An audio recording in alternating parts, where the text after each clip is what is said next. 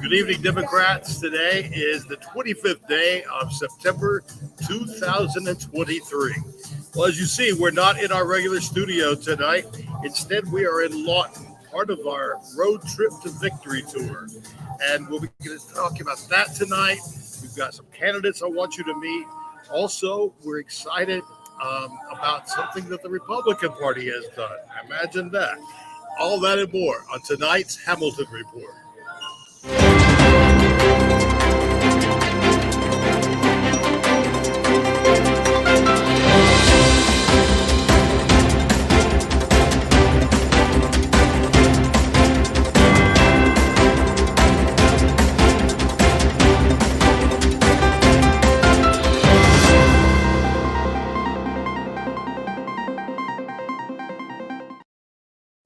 I'm Scott J. Hamilton, and welcome to the Hamilton Report. I am so grateful that you're with us this evening. What an exciting few days we've had, and much, much more to come in the week ahead. We started this journey in Tulsa, and we'll wind up in Oklahoma City. We'll be talking all about that. Plus, I want you to meet some great folks here in Lawton.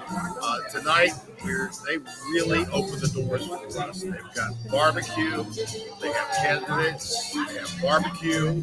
They have special people that they're honoring. They have barbecue. They have all their officers. Did I mention that they have barbecue?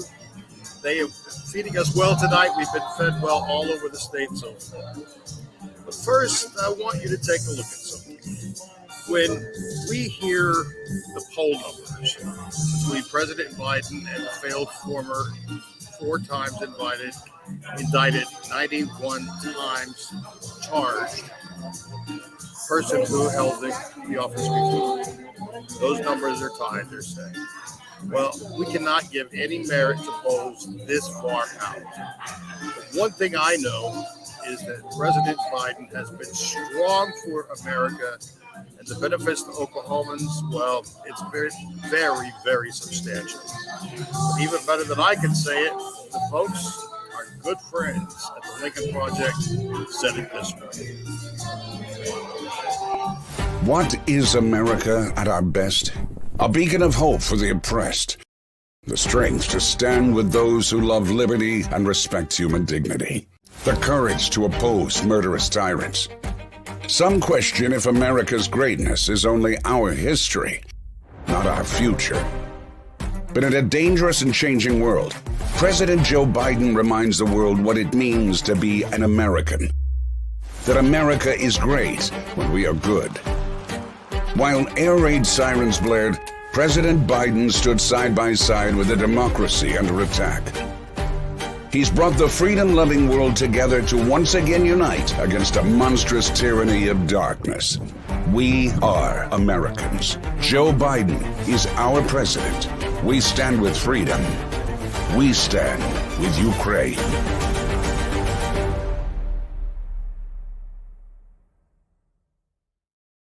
We stand with Joe Biden because everything that he has done in office, it has been cleanup after the Republican-led mess that he created, that he inherited, rather. And so that's been his job. But he didn't stop with just cleaning up the mess. He has gone way beyond that. And today, or this weekend, was announced that he has created a very special office within his administration dealing with gun violence in America. And it's time. I'm so grateful for this initiative because we've seen a lot of guns around the state of Oklahoma. We were having breakfast in a restaurant on Saturday morning. This man walked in with 2 sidearms strapped to his waist, 4 extra magazines. All of that to eat pancakes. It's more than a little bit intimidating. It's more than terrifying when you consider how many children were there as well. Well, enough of that. I am thrilled, though, with something that has happened with the GOP on Friday. KTUL in Tulsa did a brilliant job in covering our road trip to victory tour. They were really focused on what we were talking about. They interviewed Bruce Neby, the chair of our Tulsa Democrats. They interviewed Alicia Andrews, the chair of our state party. They talked to people who were gathered there, who were welcomed into the historic Vernon AME Church right there where Black Wall Street once stood. It's the only remaining building. And inside you can still see parts of its original structure. So it's that was a great way to start. And this coverage was great. But then to get a different perspective, they interviewed Nathan Dahl. Well, he's arguably one of the most hateful persons in the legislature. And he's also the head of the state GOP. That's right. He's the chairman of the state GOP. And he said, let him go. He said, we don't have any plans to reach out to rural people because they already vote for us. They already support us. So what he's saying right there is we don't have to bother. We don't have to bother learning what they want, what they need, what their concerns are. And he said, I hope the Democrats go out there and spread their message because they'll find that Oklahomans are not aligned with them, that they don't represent Oklahoma values. Well, friends, we believe in many, many things, but the three core points of the Oklahoma Democratic Party's message is: one, we believe that every child should receive a high-quality public education. Two, we believe that every family should have access to good quality, affordable health care no matter where in the state they live.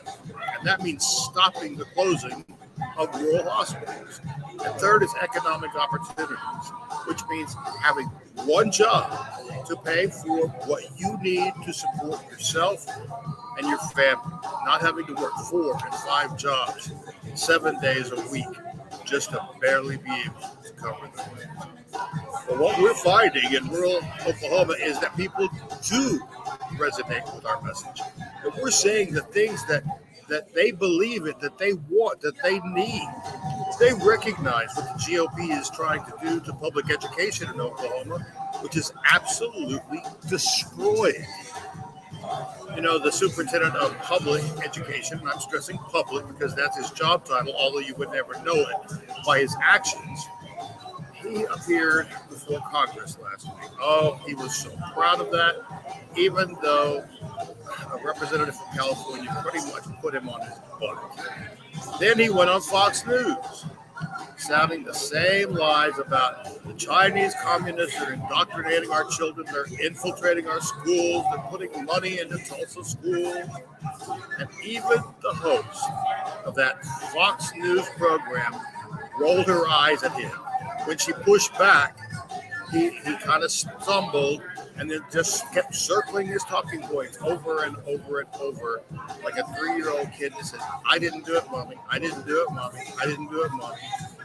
Very robotic, no sense of compassion, no sense of truth. And so that's what people in rural Oklahoma are seeing.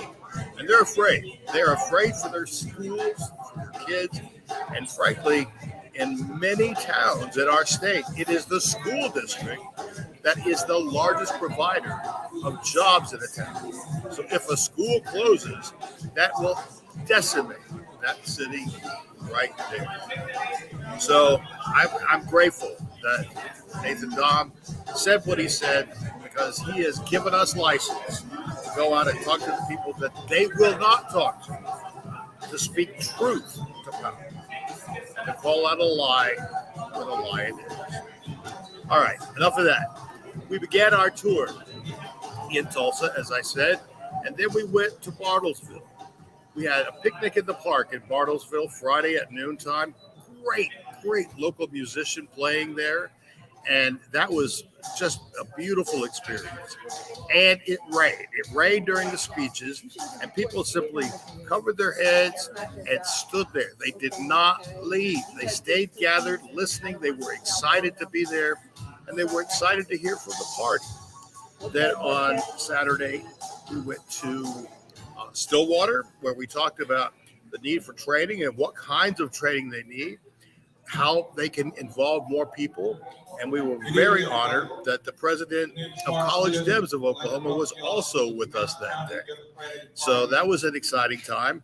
And then that evening, we wound up in Enid. And my gosh, I have to tell you, Nancy Presnell and the good folks of Enid were just such gracious hosts. We had a wonderful ice cream social. Representative Andy Fugate was there, and he really spoke to the heart of the matters that people there were concerned about, that wanted to hear about. So that was a great experience. Yesterday, we had Debs in the Park in Yukon, and that also was great. Our Senator Michael Brooks was there, as well as candidate for CD5 running for Congress, Madison Horn. She was very inspiring with what she told the crowd. There were lots of Dems that turned out, and the enthusiasm was great. The food was terrific, and we're thankful to all of those towns. And like I said, now tonight we are here in Lawton at the VFW Hall. This is their regular monthly meeting, but of course they made it very special. Shakira Smith, who is the chair of this county, and her husband, Mark, who is vice chair, really knocked themselves out. The food is terrific. The crowd is great. They're fired up. They're excited to be here. And as soon as we're done here with this broadcast, we'll be talking to the folks one-on-one. But right now, I'm thrilled to have outside, where it's a little quieter, so you can actually hear her, our chair, Alicia Andrews. I'm going to bring her on. Alicia, can you hear me okay? I can. How are you, Scott? Look at that sign behind you. That is what we've been calling home. That motorhome has been our home. And Elisa and I were talking yesterday. We've seen a fair number of Walmart parking lots and RV parks, and we have yet to run into Clarence Thomas at any of those. We haven't seen him anywhere on this trip, which is just fine by us. But you were joined outside tonight by some candidates, right? I am. I'm out here now with Shireen L. Williams. She's running for City Council District 7. Ward 7. Here in Lawton. Here in Lawton. They've already had the first vote, and it's down to a runoff. So I'll let her talk a little bit more about that. Terrific. We want to start canvassing the precinct. Hi, I'm Shireen L. Williams. I am a Lawton native. I am a retired lieutenant colonel. And the primary election was September the 12th of this year. In the primary election, I did receive the highest number of votes. My percentage is 47.27%. So, I was number one, but I needed at least 50% plus one vote to have won that election. From 8 a.m. to 6 p.m. Okay, so what are the top things you want people to know about what would happen if you were to be successful? Number one, my commitments are vote not to raise the citizens' water bill. Number two, to improve our infrastructure in Ward 7. Number three, to improve the beautification in Ward 7. And lastly, to create more programs for our youth. Now, those are some things that are on my list in which I have committed to the citizens, talking to the citizens. Awesome, possum. Anything else you want people to know? As I stated earlier, I am a retired lieutenant colonel. I have managed a $1 billion plus budget of contracts while I was on active duty. Also, I want the people to know that I am here to take care of the citizens.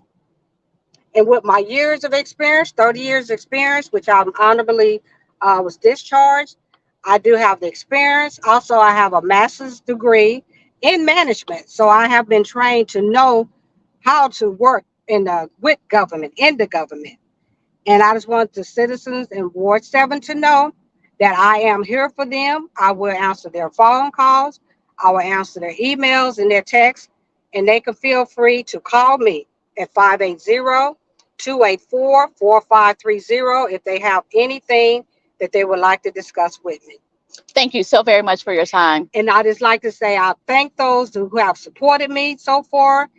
And November the 14th, 2023, I'd ask that you come out and vote for me so can become your new City Council Ward 7 representative. All righty. Thank you so very much. Thank you. Mhm. All righty, Scott. That race She is sounds actually like- in a runoff.